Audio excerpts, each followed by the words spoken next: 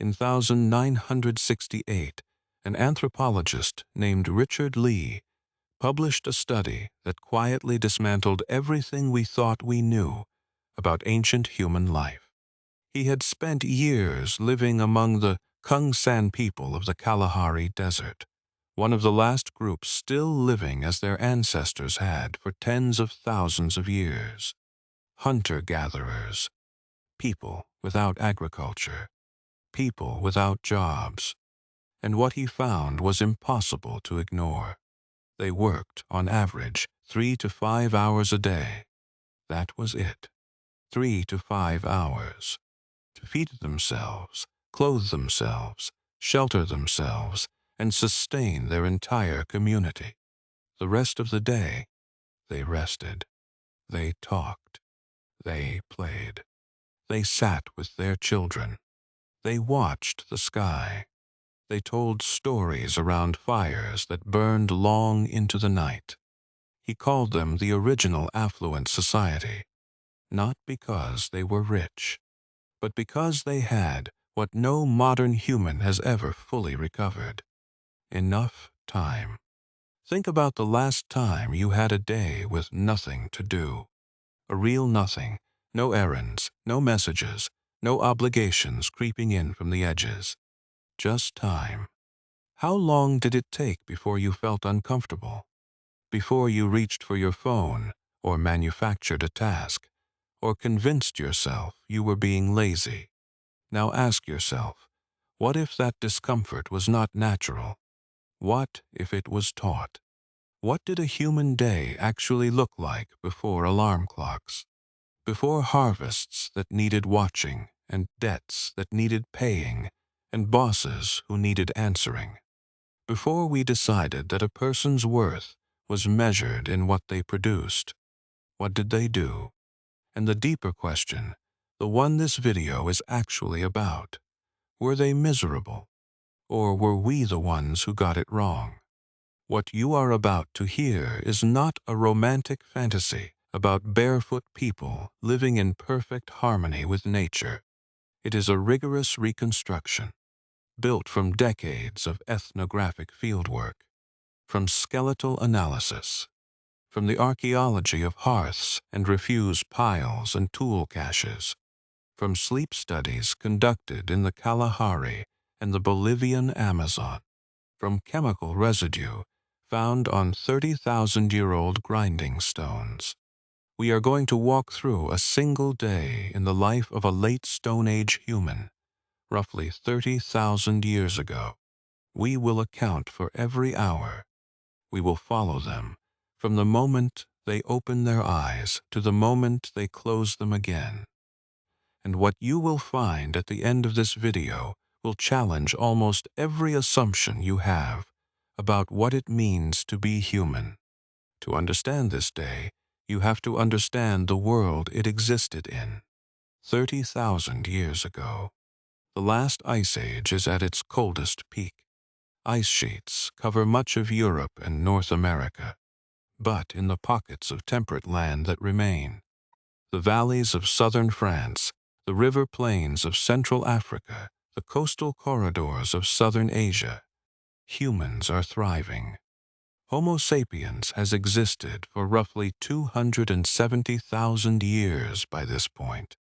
For 260,000 of those years, every single human being on Earth lived exactly this way: moving, hunting, gathering, camping, moving again. There is no fixed address. There is no landlord. There is no Monday morning. The group you are about to join is a band of between 20 and 40 people, kin-based, fluid. People join and leave over time, following the logic of resource availability and personal relationship. There is no king, no priest, no police force. Decisions are made by consensus. Status comes from skill, generosity, and the stories people tell about you.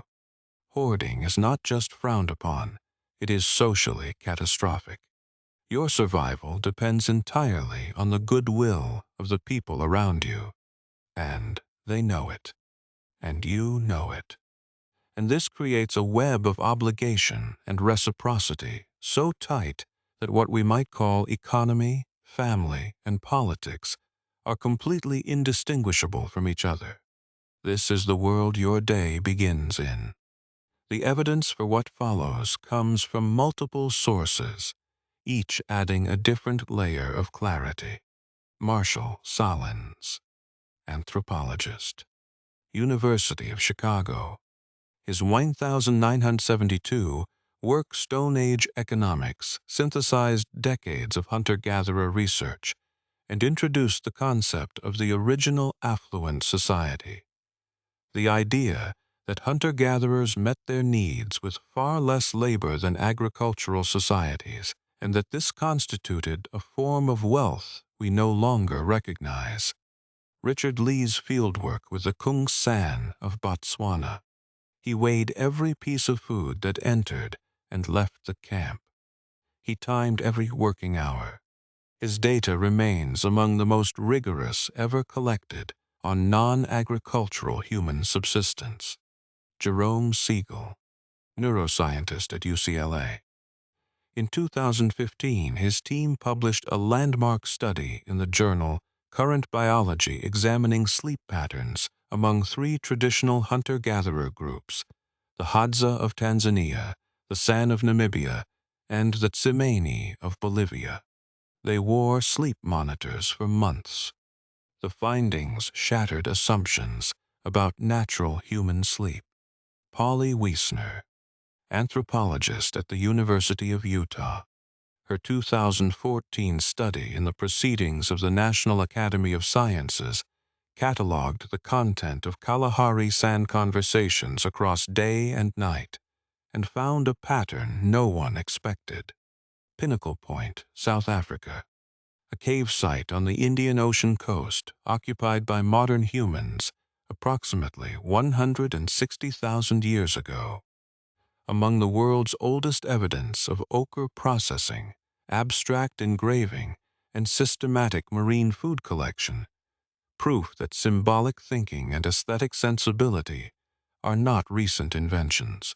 The Mazdazil Cave in southern France, a Magdalenian site from roughly 15,000 years ago, containing bone needles finer than anything a modern hand could produce without tools, decorated antler handles, carved animal figurines, and the remains of organized, sustained communal life across multiple generations. Shanidar Cave in northern Iraq, burial site of at least 10 Neanderthals, including one individual, surrounded by dense concentrations of flower pollen, suggesting ritual, grief, and something we might recognize as ceremony, tens of thousands of years before we thought such things were possible. These are the places. These are the people. Now walk through the day with them. Dawn. Not the alarm. Not the coffee. The actual dawn. The quality of light shifting behind your eyelids. The temperature dropping just before it rises. The first bird call in the distance. You wake without urgency. Jerome Siegel's sleep data tells us that hunter-gatherers typically sleep between 6.9 and 8.5 hours, but they do not follow the single, unbroken sleep block we consider normal. They sleep in phases. They wake in the night, sometimes to tend the fire, sometimes to talk quietly with a neighbor, sometimes simply to lie awake in the dark and listen to the sounds beyond the camp before drifting off again. Sleep for them is not a task to be completed before the alarm interrupts it. It is something the body moves in and out of like tide. The first light brings the camp alive gradually. The fire, never fully extinguished, is coaxed back to life by whoever is awake first. Fire is not a convenience. Fire is the technology that made you human. It cooked your food, which made digestion more efficient, which freed metabolic energy that was redirected to your growing brain. Every meal you eat has been shaped by fire for at least 1 million years. You do not take it lightly. The person tending it this morning does so with a practiced, unhurried attention that looks almost meditative. People eat, not breakfast in any formal sense, leftovers from last night perhaps, or tubers roasted in the embers. There is no food scarcity this morning. The women returned yesterday with mongongo nuts, wild tubers, and berries sufficient to feed the group for 2 days. There is more than enough. This is the rule, not the exception. Richard Lee discovered that the Kungsan, even during the dry season, consumed between 2,000 and 2,300 calories per day, comfortably above subsistence level. They were not starving. They were not on the edge of collapse. They were, by most nutritional measures, well fed.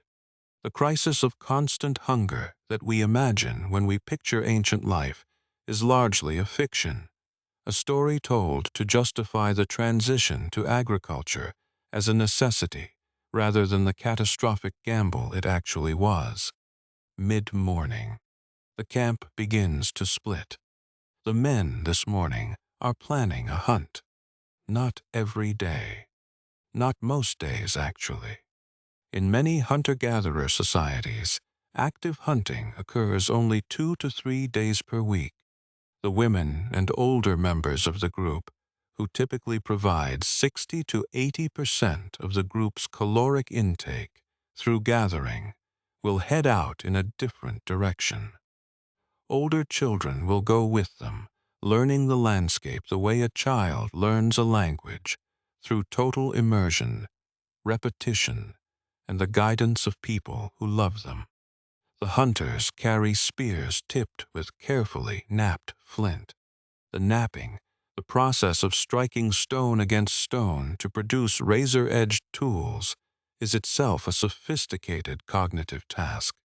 Neurological research shows that flint knapping activates the same brain regions as complex language processing. Experiments with modern humans demonstrate that reaching a functional level of knapping skill requires between 600 and 700 hours of deliberate practice. These are not crude instruments. The tool in your hand is the culmination of a tradition spanning hundreds of thousands of years, passed down through demonstration, imitation, and patient correction. It is the product of accumulated intelligence that no single human mind could have generated alone. The hunt is brutal and patient. Persistence hunting, the technique most associated with early humans in open landscapes, involves tracking prey across long distances until the animal collapses from heat exhaustion. Humans are uniquely equipped for this. We are the only long-distance runners in the primate family. We sweat. Most other mammals pant to cool down, and panting disrupts the respiratory rhythm that running requires. We can run and thermoregulate simultaneously. A healthy human in good condition can outlast almost any animal on the African savanna over a sufficient distance. The chase might cover 15 to 30 kilometers. It requires reading tracks in dust and damp soil, interpreting gait patterns, anticipating where a wounded or overheated animal will seek shade. It requires stamina, patience, and a precise understanding of the landscape that comes only from years of daily attention. The hunt takes between 2 and 4 hours. Meanwhile, the gatherers are equally engaged. The women of the Kungsan in Lee's study spent an average of 2 to 3 days per week on gathering expeditions, each lasting between 6 and 8 hours. They returned carrying between 7 and 12 kilograms of plant material, enough to feed multiple families for a day or more. The botanical knowledge this required was extraordinary. Hunter-gatherers in diverse environments routinely identify and use between 100 and 200 distinct plant species for food, medicine, fiber, dye, adhesive, and poison. The woman selecting tubers this morning knows which ones cause stomach cramps, which ones reduce fever when boiled into a tea, and which ones, applied to the tip of an arrow, can stop a heart in 40 minutes. This is not intuition. This is science. Transmitted without books, without classrooms, without written language, held entirely in memory, relationship, and story. The remaining days are rest days. Read that again. Rest days. Built into the rhythm. Not sick days. Not vacation days. Standard, expected, socially respected days on which adults in their prime simply did not work. Midday. The hottest part of the day. In warmer climates, almost nothing happens. People rest in shade. They groom each other, a bonding behavior with deep primate roots, releasing endorphins and reducing cortisol. They talk. Someone is repairing a spear shaft, replacing a flint point that cracked on yesterday's kill. Someone else is making a necklace from ostrich eggshell beads, drilling holes through fragments barely 3 millimeters across, using a stone tool finer than a toothpick. This is not idle hands. This is aesthetic expression. It is the drive toward beauty that is as old as the drive toward food and as necessary to the human animal. Children play, constantly, without instruction or schedule. In hunter-gatherer societies, children are rarely directed in their play. They run. They imitate adults. They build small camps from sticks. They practice throwing with twigs and seeds. They negotiate conflicts, form alliances, break them, repair them. They are learning the social grammar of the group through 1,000 small interactions that no adult orchestrates. This is education, just not the kind we institutionalized and forgot to question. Late afternoon. The pace lifts. The hunters return, successful today. A large antelope. The meat is welcomed without ceremony. What follows is not a celebration, but a distribution, precise, obligatory, conducted according to social rules as binding as any law. Not the hunter who made the kill, not even his immediate family. The sharing follows a network of reciprocal obligation. Who helped whom last month, who is elderly or injured, and cannot contribute this season, which family came up short last week. The goal is not equality in the abstract. The goal is that no one falls through, and the mechanism is not charity. It is insurance, because next time, the man who made today's kill might come home with nothing, and the family that received generously today will be the family whose surplus he eats tomorrow. This is the economy. No currency. No contracts. No courts. Running entirely on reputation, memory, and the social pressure of a community, small enough that everyone knows exactly what you did and didn't do, and exactly who you are. Sunset. This is the most important part of the day.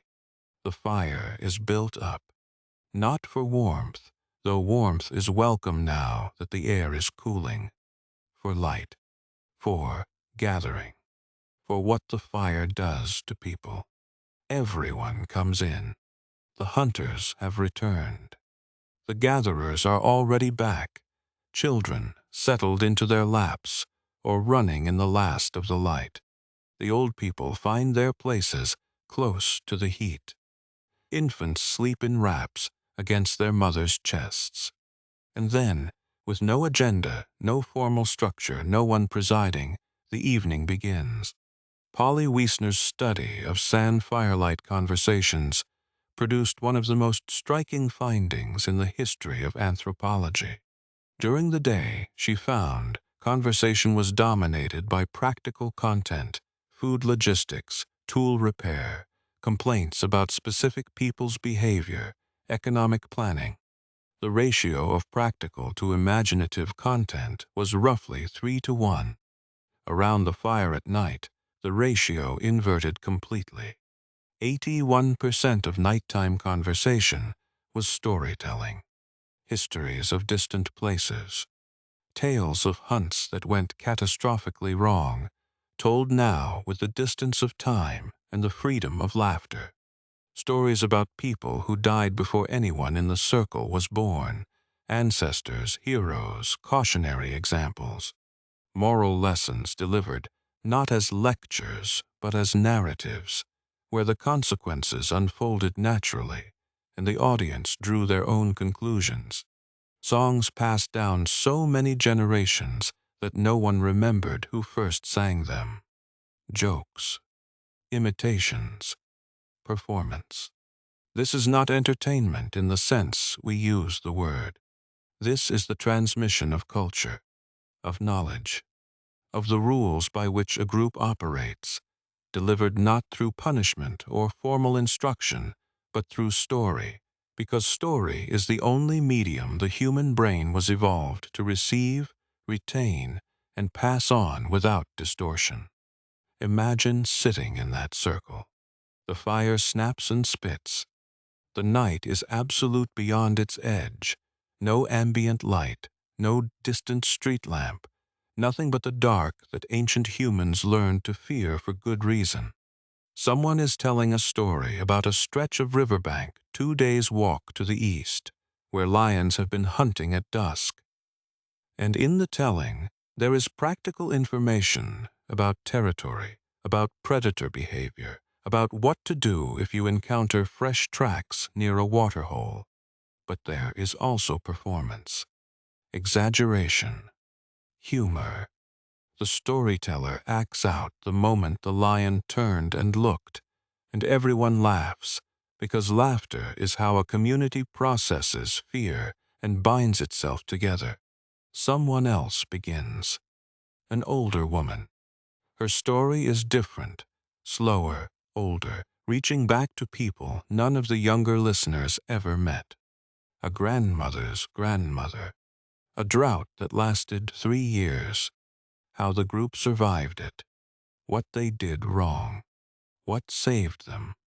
The children are listening even as their eyes grow heavy, absorbing a lesson in resilience they will not consciously remember learning, but that will shape a decision they make in 30 years when their own group faces crisis. The music begins. Not music as performance, no audience, no stage. Someone starts a rhythm, tapping 2 stones together. A voice joins on a low note, half spoken, half sung. Then another voice, then another, braiding together in something too complex to have been rehearsed and too natural to be called improvisation. The sound fills the air between the trees. Children sleep through it. An old man who has not spoken in hours begins to move his lips, singing words he learned when he was 5 years old from a woman who is now 40 years dead. Hours pass this way. Gradually, the fire dims. People drift to sleep where they are, or move to their sleeping places. Not separate rooms, not private spaces, but together, close, within hearing distance of each other's breathing. The cold presses in from outside the firelight. The community presses back. Sleep comes not because a clock demands it, but because the body is ready. The fire is banked, not extinguished, just lowered, waiting. Here is what this day reveals. The day we just walked through, this day of moderate effort, deep rest, communal storytelling, botanical knowledge, and unstructured time, was the default human day for 260,000 years. Agriculture, the invention that replaced it, arrived only 10,000 years ago. Less than 4% of the time our species has existed, and it did not make people healthier. The archaeological record is unambiguous. The transition from hunting and gathering to farming is written in bone. Farmers were shorter than their hunter-gatherer predecessors, measurably, consistently, across multiple continents. Their teeth show more cavities because grain-based diets are high in fermentable carbohydrates. Their spines show degenerative changes from repetitive bending labor that begins in childhood. Their skulls show reduced cranial capacity in some populations, likely a consequence of narrowed dietary diversity in critical developmental years. Infectious disease, almost unknown in mobile bands too small and scattered to sustain epidemic spread, exploded the moment people settled into permanent villages with their animals and their waste. They worked more, ate worse, lived closer together, which spread disease, and the surplus they produced, the grain stored in the granary, the cattle counted in the field, became the thing that powerful people could seize and control. Hierarchy follows surplus, always, without exception. Control the food supply, and you control the people who eat from it. The first states, the first armies, the first kings and priests, they all emerged after farming. Not because agriculture created civilization in some triumphant sense, but because agriculture created the conditions for control. For the first time in human history, it became possible to accumulate more than you could consume, to store it, to guard it, to trade access to it for obedience. The hunter-gatherer world had no mechanism for that. You cannot accumulate 20,000 calories of mongongo nuts and expect people to defer to you indefinitely. The food spoils. The band moves on. The power disperses back into the hands of the group where it had always belonged. Here is the question this day leaves us with. We look at the modern world and call it progress. And in certain senses, medicine, life expectancy, the absence of some categories of violence, it is. But in other senses, what we call progress is simply the story told by the people who benefited most from the transition. The farmers, the kings, the administrators, the record keepers who decided that literacy and surplus and sedentary life were the summit of human achievement, and that everything before them was merely waiting. The Kung San elder, sitting by a fire in 968, working 3 hours a day and spending her evenings in song and story with the people she loved most, was not primitive. She was not waiting to be rescued by modernity. She was operating a system refined over 200,000 years of lived human experience, a system precisely calibrated to the needs of a social primate living in a world it understood completely. We traded that calibration for this one, and the evidence of the trade is visible everywhere, in the epidemic of anxiety and depression that now affects 1 in 4 people in developed nations, in the epidemic of loneliness, documented now as more dangerous to physical health than smoking 15 cigarettes a day, in the 4-hour scrolling sessions that happen in the exact same hours our ancestors sat around fires and told each other the stories that made life mean something. We are not separate from that person in the circle. We are that person, biologically, neurologically, emotionally. We are that person with the same needs and the same wiring and the same hunger for fire and story and belonging, dropped into a world that moves 10,000 times faster than evolution can follow. And maybe the most important thing this day teaches us is not what they did, but what they needed, and how little those needs have changed. Time. company, story, fire, enough to eat, a place to belong.